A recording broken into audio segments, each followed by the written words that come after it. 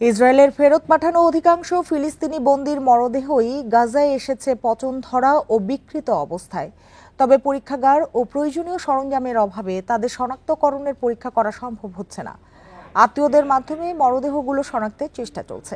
মৃতদের নাম পরিচয় প্রকাশের জন্য ইসরায়েলের সঙ্গে যোগাযোগ করতে আন্তর্জাতিক সংস্থাগুলোর প্রতি আহ্বান জানিয়েছে গাজাবাসী।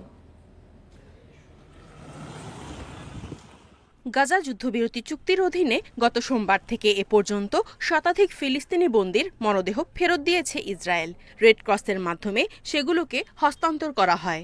ইসরায়েলি কারাগার থেকে ফিলিস্তিনি বন্দীদের মরদেহ নিয়ে এভাবেই গাজার বিভিন্ন হাসপাতালের মর্গে নিয়ে আসে রেড ক্রসের গাড়ি। খান ইউনিসের নাসের হাসপাতালের মর্গের চিত্র এটি। ইসরায়েলি কারাগারে নিহত স্বজনদের মরদেহ খুঁজে পেতে এভাবেই সেখানে ভিড় করছে ফিলিস্তিনি পরিবারগুলো। ইতিমধ্যে কয়েকজনের মরদেহ শনাক্ত করেছে তাদের আত্মীয়রা। তবে এখনও অধিকাংশ মরদেহেরই শনাক্তকরণ বাকি। সেগুলো পচন ধরা ও বিকৃত অবস্থায় আসায় কর্তৃপক্ষের জন্য তাদের পরিচয় বের করা কঠিন হয়ে পড়েছে। মরদেহগুলোর পরিচয় নিশ্চিতে আমাদের কাছে ডিএনএ টেস্ট বা অন্যান্য বিশেষায়িত পরীক্ষা করার কোনো সরঞ্জাম বা পরীক্ষাগার নেই।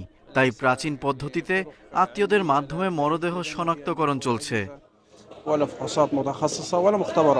এদিকে ইসরায়েলের হাতে আটক অনেক ফিলিস্তিনি বন্দীর পরিবার হাসপাতালটিতে ভিড় করছেন এটা নিশ্চিত হতে যে মরদেহগুলো তাদের আপনজনের কিনা। তারা জানান, মরদেহগুলো রাখার ব্যাগে সংখ্যা দেওয়া আছে, কিন্তু নাম বা পরিচয় কিছুই নেই। এখানে আমার স্বামীর মরদেহ রয়েছে কিনা তা দেখতে এসেছি, কিন্তু ইসরায়েলের নির্যাতনে সেগুলো এতটাই বিকৃত হয়ে গেছে যে চেনা কঠিন।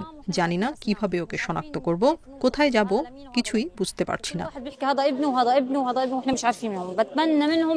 এই অবস্থায় মরদেহগুলোর নাম ও পরিচয় প্রকাশের জন্য ইসরায়েলের সঙ্গে যোগাযোগ করতে রেড ক্রস, বিশ্ব স্বাস্থ্য সংস্থা সহ অন্য আন্তর্জাতিক সংস্থাগুলোর প্রতি আহ্বান জানায় ফিলিস্তিনি পরিবারগুলো। Nadia Tabassum, independent news.